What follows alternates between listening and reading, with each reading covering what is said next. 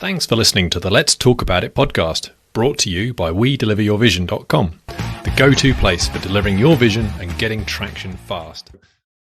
Hi, everyone, and welcome to another edition of the Let's Talk About podcast. Today, we're talking about how experts can become influencers with Divya Parekh. Welcome to the podcast, Divya. Thank you for having me on your show, John. Really appreciate it. Yeah, pleasure to have you here. So just to introduce yourself to the audience, maybe quickly give a quick background on your experience and your book as well, Divya. Absolutely. So folks, what I want to share over here is that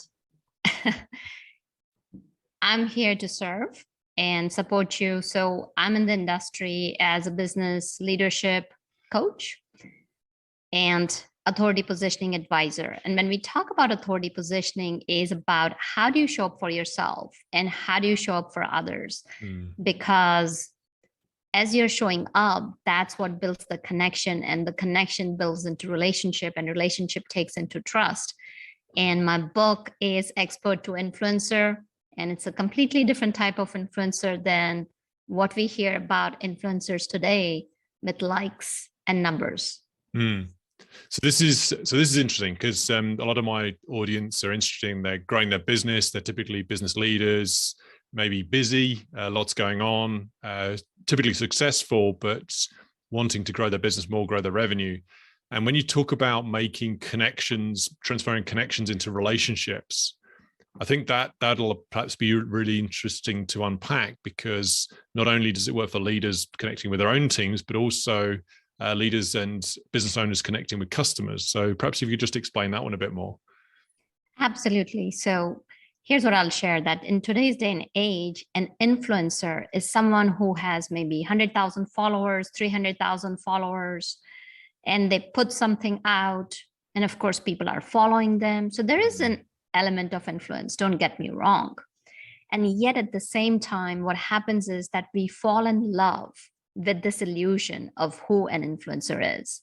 And so many times people forget about the area, about their own influence, about their circle of people where they can drive impact. And let me just kind of talk about a simple saying, it's not mine, a rising tide that lifts all boats. To me, that's an influencer. And when I'm talking about influences, think about it. Regardless, wherever you are, when you show up, if you're thinking about that other person, how are you going to serve that person? And when you have that person foremost in your thoughts, in your intentions, in your actions, there is no way that revenue is not going to increase, because you're looking at people as people. You're looking at how you can serve them.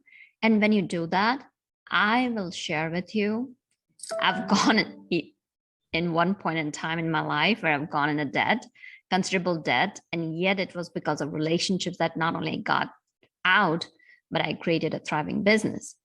So money is a byproduct. Right. And I always share that serve, don't sell. Yes. Be of service to others. I like that as a motivation for myself. Sometimes I think we can all appreciate, sometimes it's difficult to get out of bed on a Monday morning or whatever, and you're tired, but then you've got things to do, people to help, people to move forward on. So it's really zeroing back on that, be of service. And then to your point, so as a result of being of service, that's when the true value comes, which results in benefit for everyone. Is that right? That's absolutely right. And it also includes to being of service to yourself, because so many times what happens is that people are talking about, oh gosh, money is bad. Anybody who's got money is bad.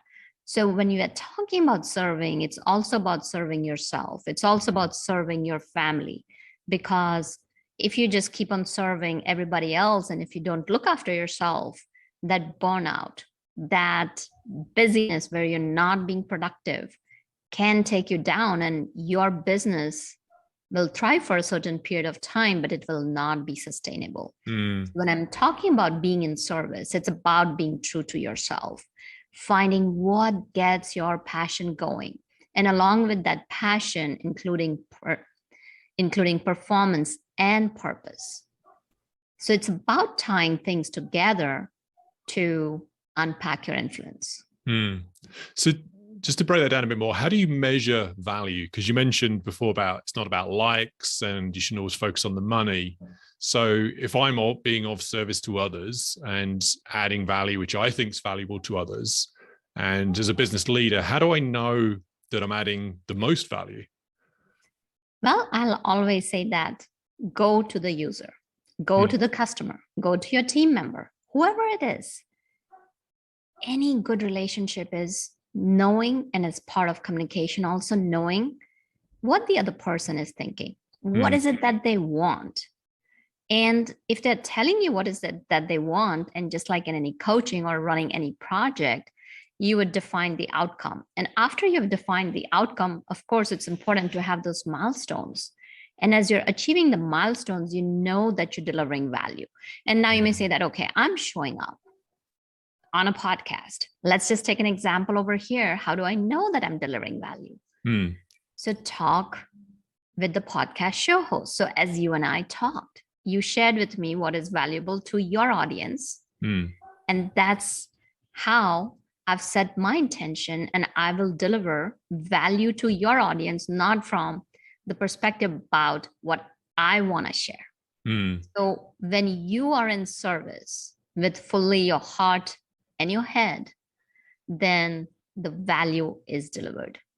So if I'm paraphrasing that, it comes back to asking good questions, being potentially vulnerable by saying, how am I doing? Or how is this working out for you? Or even just, how are you doing? And asking how they're feeling. Is being interested in them, right? Absolutely. And if you're talking about just a general consumer base, do your market research. I'm always putting out there that, okay, let's say if you were to, so for example, some of the questions can be, how do you consume your content? So if your audience is consuming content in videos, then make sure that the same content, the same value that you're providing, you're delivering it in videos, in audios, in long form. So it depends on which platform you're on. It also depends who is your audience. And if we kind of take it back to business owners, the key is knowing your audience, defining your ideal client avatar. And when we talk about ideal client avatar, it's not about knowing the demographics only and knowing what they're eating and how much is their pay scale and how much money they can put in. No, what are their pains? What are their problems? What are they looking for? How your product or service can deliver value to them. It can be a solution for them. It can provide transformation to them. So when you do that, then you're doing them a service, and then actually it becomes your responsibility. If you have a solution for someone's problem, then if you're not sharing it, then I say that you are cheating somebody out of a good life. So one thing, I'll share a story about one of my clients. Before she was, as we were coaching together, she is a hypnotist, amazing hypnotist. And then she had, not to go into too much details, is that like, oh, what I'm providing, how is it going to be getting out there? So as part of being an influencer is also sharing your story.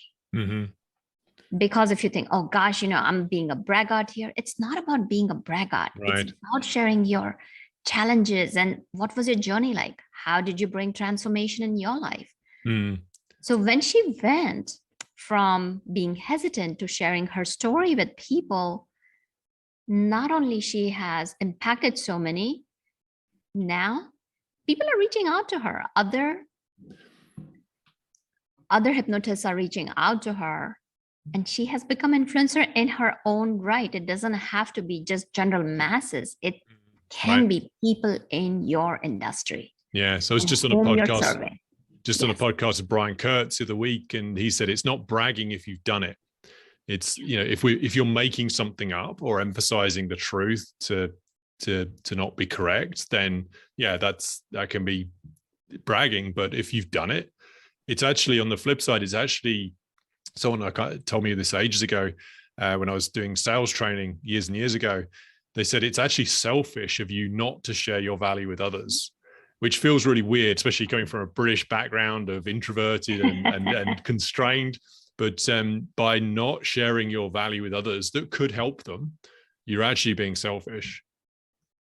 No, I completely agree, because I have been through this. I come from a corporate background, and we are not used to sitting out here and sharing, oh, these are the results I've achieved.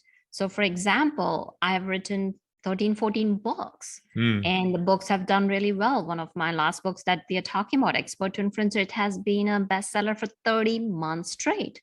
Nice. And before I'd be, oh, how can I share? This is so not right. I'm being a braggart. I am not being humble. So it's about the lens that you take a look at the world, because we see the world as we are, not as the world is. So when you're sharing that, okay, if my book is really been doing good, and if I'm sharing about my book, two things is happening. One, I'm sharing a resource that can help somebody to just sit in their own bed, or to sit whenever they have time to read it on their own time, rather than taking courses or coaching, or where they may not be able to afford it, or where they have not tried me out. So it's a good way of introduction. Okay, $5 on Kindle, you spend, it's not less than a cup of a coffee. So let me check it out. If there's value, first of all, they're getting value. And then secondly, the partial profits from my book are going to kiva.org, where I help entrepreneurs all across the globe. So recently, Awesome. like just today, because International Women's Day, and I just shared partial of my profits with someone in Kenya. Yes, it's International Women's Day today in Canada. So yeah, so exactly. So now if I just sit quietly in a corner and like, oh, you know what, my book will just get out there on its own, I'm not going to talk about it, then the number of entrepreneurs, like now I count from all these years where I've been sharing the profits, my team and I have helped out. Yeah, it's a drop in the ocean, and yet it is making a difference somewhere. We've helped over like 75 entrepreneurs. That's awesome. And so what would be a quick tip or approach or a step to take for a business leader, entrepreneur, a small business owner to share value? So the way to do about it is, we talked about asking questions and then seeing which is your sweet spot. What is your superpower? Right. Where, when you think about it, it makes you spring out of the bed.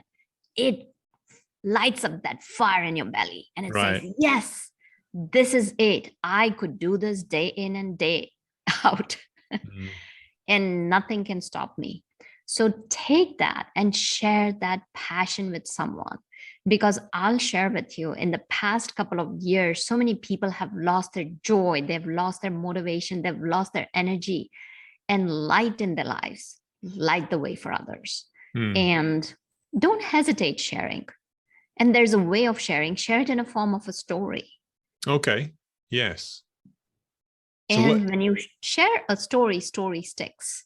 Just share your personal story, what you've gone through, or your client's story, what they've gone through. If you're not comfortable with yourself sharing, start out in small chunks, bite-sized action. Think about it. Like one, you could just be sharing what your business has achieved, maybe with your friends. Then the next week, you could be sharing it with your email list. The third thing would be, you could put out a social media post in the third week. In the fourth, you could do a live or do like a 1-minute video. So it's building upon it. There is no rush. There is no pressure, because when you're putting yourself under pressure, it takes the joy away from life. A day that's gone is gone. So why not bring joy to your work? Why not take small steps? A journey to a mile begins with a single step. Right. Yes, very true. And you bring up a couple of good points there, which I want us to unpack in terms of your passion. So if you know of your passion, then you're very lucky, because not everyone has that passion clearly identified. I know myself, I often struggle with what is my true passion. And what I boiled it down to is try some things, try doing some new things that help others, serve others. So be it project delivery, working on technology, presentation, speaking, helping entrepreneurs, small business owners. And if you get more joy or fulfillment than it's taken away from that, then keep doing it. Mm-hmm. So you mean it doesn't necessarily have to be belly on fire, charging out of the bed every morning, but as long as it keeps you energetic, keeps you moving forward, that's the key to any sort of driving. Because I think every job, every passion, there's always an element of overhead. There's always an element of grind work that you just have to do, right? Oh, absolutely. Like there are so many things, administrative tasks that I gotta do. I gotta do it. Yes, exactly. And then just thinking about that again in terms of when you were talking about sharing a story with others. A great tip I had from being an introvert and working through some of those challenges, and for other introverts out there, a great little tip I heard a long time ago was an acronym for OAR, OAR. So the O stands for offer, the A stands for ask, and the R stands for respond. And that's a great way to construct or have any conversation with pretty much anyone, because you offer something up, you then ask about them, and then you respond. And that's a very natural way to have a conversation. It feels a bit structured, but it's amazing how natural it is. So when you offer up, Absolutely. hey, it's snow on the ground here and it's -10 and very chilly this morning. Divya, how's the weather with you? That's the A, the ask. Mm-hmm. And then you'd say something, I'd respond. That's a conversation straight away. And one of the quick tips I can share about story is that you can simple just have before, where were you before the transformation took place, then your journey, and where were you after that. Okay. That's one of the simple story structures. I mean, of course, there are multiple story structures people can use. So for example, I'll just kind of give a quick example that my business was thriving. I'm going to give a quick tip. So what happened was, and I'll share the incidences and then I'll share how I'm sharing the story. So for example, my business was doing excellent, and then I fell down and broke my shoulder in multiple places. Oh, blimey. And I had a frozen shoulder. It didn't heal, like yada, yada, yada. Fast forward, went through the dumps. And then I had my moment of transformation during that period. And after, what happened was, it made me realize how precious life is. And it also formed my resolve to help other people who are going through similar things. So this is the situation. Now, if I were to put it in the story, so before you would say that, oh gosh, I was on the top of the world, doing so great. My business was doing 6 figures. I was getting paid keynote speaking engagements. My clients were happy. So that's the before right? portion. This is the before. And now you put in an element of surprise. Then all of a sudden, right on a balmy night, as we were walking back to our hotel after a wonderful dinner on a family vacation, it started pouring. And we were all laughing. And then I found my foot slipping and hitting myself, the ground, and seeing the stars in the middle of a rain. Oh no.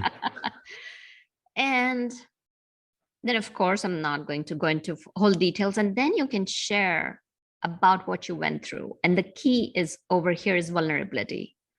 Right. That I felt helpless. And I felt that the whole world had gone dark. I was in the victim mode. So I'm being very vulnerable over here and sharing my feelings as to what happened. And during those dark times, I realized that it was okay to ask for help. And I asked for help, and it was okay to be not the super mom. It was okay to be not that superwoman at all times. That there were chinks in my armor. Yes, there were a lot of, like, my armor had ton of chinks, and it was okay to be a person with flaws and with strengths. So that helped me learn my authenticity, and that to be authentic is also to be vulnerable. It is to be strong. It is to be up and down, just like having your lows and ebbs. And it was okay. And as I came out, I started writing books, and my books helped a lot of people. And then my business took back again because it was about that connection. It was about those relationships. So this is how you can frame a story. It's a simple way, but how I had presented before is dry, versus when you're just being open, when you're showing up. And this is, I was going back to building that trust. I'm not saying that share all your dirty laundry. Yeah, right. I'm not Exactly. telling you to share your account number of your Yes. bank with everyone, folks, or that, oh gosh, this is what happened. It was when I was brushing my teeth in the morning. No. So if you are a leader in the corporate world, you can say that I still have fear when I'm presenting to the C-suite leaders. Right. Or if somebody's stepping into as a new manager, I went through this and I'm here to support you. Yeah. As So most just let people do. everyone know. Yeah. Yes. Or if you're an entrepreneur, let your customer know. I know the journey. I know you may be hesitant right now whether this service or product is right or wrong for you. And I'm not here to push you into buying it. I'm just here to share my story. So I always say that share, don't tell. So share your story, don't tell, serve, and don't sell. And these two principles have really stood by me and helped me. So share your story. And if it works for someone, great. If not, you have given them a strategy that they can walk away with. So the key is not to think of your customers as cha-ching, cha-ching, cha-ching. They're transactions. people. Yeah. Just connections. Yeah. So you mentioned two great phrases there. There was share, don't tell. And then what was the second one? Serve, don't sell. Serve, don't sell. Yeah. Love that one. And then and that structure, that story was the before, the during, and after in terms of how you structure. Right. That's one of the frameworks I use to help people become influencers, is that you can create a narrative which you can be confident in, a narrative which you don't feel that you're a fake, a narrative which you're not thinking like, oh, I am saying something because that's how I want other people to think about me. No. Right. You're saying something which is true, which is authentic, and yet at the same time it is serving. Because let's say if somebody is having an issue with mental health, and now if you tell them a story, how you grew your business, it doesn't correlate. It's about making that connection, and goes back to understanding your audience, whether it's your team member, whether it's your employee, whether it's your boss, whether it's your leader, or whether it's your report. It doesn't matter who it is, or whether it's your customer, whether it's your vendor, whether it is somebody who's your contractor, whether it is somebody you're collaborating with. It doesn't matter. People are people. Yes. I love that, because a lot of certainly Western society, me coming out of the UK, British culture is very much, if you're sharing vulnerabilities or weaknesses, it's seen as a negative, seen as something that's not so good. So I love the way that you frame that to say there was a before situation, then there's a during situation, where you can be honest and vulnerable and show your weakness, but then you're rounding it out with the transformation, what changed because of that. So yes, you're saying, hey, these things happened to me, and I'm being open with you and honest around how I was feeling, because you might be feeling that too. But then here's what I did next. Here's what came of that. Because then you're either inspiring someone to be like that, or you're giving them advice. If they're in that situation a bit behind you in that similar vulnerable situation, you're giving them advice and guidance, to your point, serving, of adding value to help them move through that period as well. So I love it. And I get it, John, because like initially, the reason I went through that fully dark time was because I wanted to be staying strong, because I felt like, oh, if I'm going to share that I'm feeling this darkness within me, then I'm going to look weak. Right. What are people going to think about it? So all those questions were running through my head. I cannot ask anybody for help.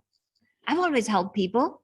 I gotta stay strong. How can I be, and how can I not be strong? So I've gone through that and totally understand. So it took that life-changing experience for me to understand. Right.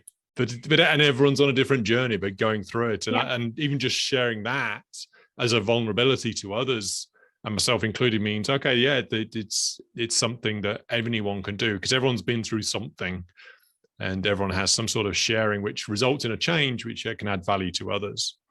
And one thing I'll share, that these feelings, these emotions, these fears, these joys, they're like having your pets. If you have pets or if you have kids. Yes, I have 2 dogs in and your a cat. car. You can't let them drive the car, and you can't throw them out, or you can't stuff them in the trunk, or you can't eject them from the car. So it's about learning to live with them. And as you proudly present your children, or as you proudly walk your dog and share, if somebody says, oh gosh, your dog is so cute, Right. You are proud of it. Or if somebody says, oh, if your dog is barking, you don't let him go. And that's the power of a story. And that's the power of sharing your vulnerability, because it is part of who you are. Yes. And we're all individuals. I can't remember, there was a quote on a previous podcast, I'll have to dig it up, about we're not a planet of 8 billion. We're not in a world of 8 billion people. We're 8 billion different worlds living on the same planet, because we all have our unique stories and experiences to share. Exactly that. So that's beautiful. It is, yeah. So this is loads of great tips and advice here, which we can share with entrepreneurs, small businesses here as well, in terms of just personally how people move through life, and, like you say, get that energy and charge, and learn to serve, don't sell, and share, don't tell. And just as we want to wrap up here, Divya, as well, what's I always like to leave on an action. I always like to leave on sort of one thing you would encourage the audience to take away and do. So what would that be? One of the things that I will highly encourage and urge your audience to do is sit down and jot down, like, what is the transformation that has happened in your life? And people are on a continuum. Nobody is ahead of anyone. Nobody's bigger than anyone. Nobody's, ahead or back. We are just on a different place on that continuum of life's journey. So you may be ahead of someone, and if there is somebody behind you, sit down, share that story, because your transformation could become a survival guide for somebody else. Right. Yes. Yeah. So don't be afraid to be vulnerable and share, because it's guaranteed someone else is going to get value from it. It may not be who you expect, but someone will get value from it. Yes, love it. That's awesome. So, and you mentioned your book, Divya, as well. Maybe if you could just mention that again, because I'm sure there's a lot more learnings in that, which I want to share with my audience as well. Absolutely. My book is called Expert to Influencer: How to Position Yourself for Meaningful Impact. Awesome. That's perfect. And if folks in the audience want to find out more about you or get hold of you, where can they reach you? You can reach out to me through my website. It is www.entrepreneur.divyaparekh.com. Or you can connect with me on any of the platforms. I'm on LinkedIn, Instagram, Pinterest, Twitter, as well as on Facebook. So LinkedIn is linkedin.divyaparekh. Awesome. And I'd be happy to serve and support you. Oh, yeah. Thank you. That's excellent. Well, thank you so much for your time, and thank you for serving and sharing value, Divya. It's been a real pleasure, and really appreciate your time. Well, thank you, John, for having me. And I really appreciate what you're doing. Thank you. Yep. Thank you. And we'll chat again soon. Okay. Bye for now. Bye-bye. Thanks for listening to the Let's Talk About It podcast, brought to you by WeDeliverYourVision.com. The go-to place for delivering your vision and getting traction fast. Until the next episode, let's get it done.